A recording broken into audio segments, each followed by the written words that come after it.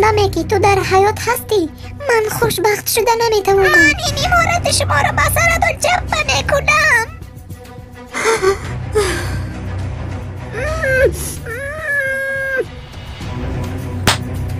ریحان رو میگیری فقط بعد از مردن ما.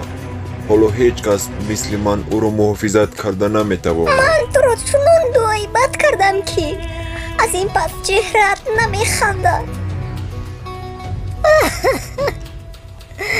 برای انتقام گفته به دختری جوان رحم نکردید شمایان.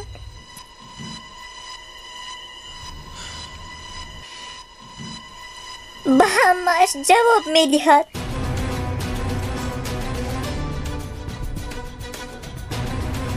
میران